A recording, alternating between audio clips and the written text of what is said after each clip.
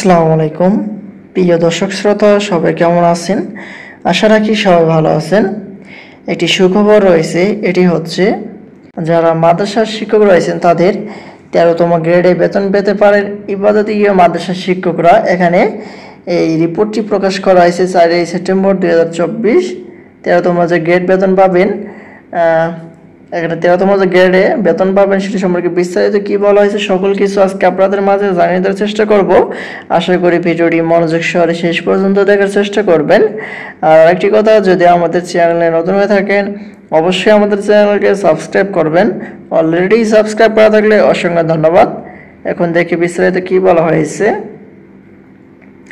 দেখতে পাচ্ছি বলা হয়েছে মাদ্রাসা শিক্ষা অধিদপ্তরের আওতাধীন সংযুক্ত ইবাদতীয় শিক্ষকরা প্রাথমিক বিদ্যালয়ের শিক্ষকদের মতো 13তম গ্রেডে বেতন পাবেন।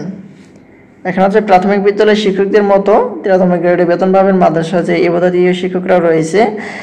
মাদ্রাসা অধিদপ্তর থেকে এ সংক্রান্ত প্রস্তাবনা মন্ত্রণালয়ে পাঠানো হয়েছে। মঙ্গলবার 3 সেপ্টেম্বর মাদ্রাসা অধিদপ্তরের সূত্র এ তথ্য নিশ্চিত করেছে। শীঘ্রই এ নিয়ে চূড়ান্ত সিদ্ধান্ত আসতে পারে।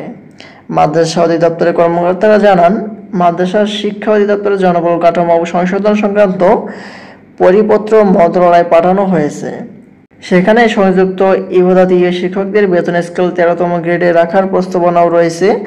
তা অনুমোদন হলে সংযুক্ত ইবাদতীয় শিক্ষকরা 13তম গ্রেডে বেতন পাবেন। বিজ্ঞাপন জানা গেছে, বর্তমানে সংযুক্ত ইবাদতীয় শিক্ষকরা 16তম গ্রেডে বেতন পাচ্ছেন। প্রারম্ভিক স্কেল 9,300 টাকা এবং ঈদ বোনাস 2,325 টাকা পান।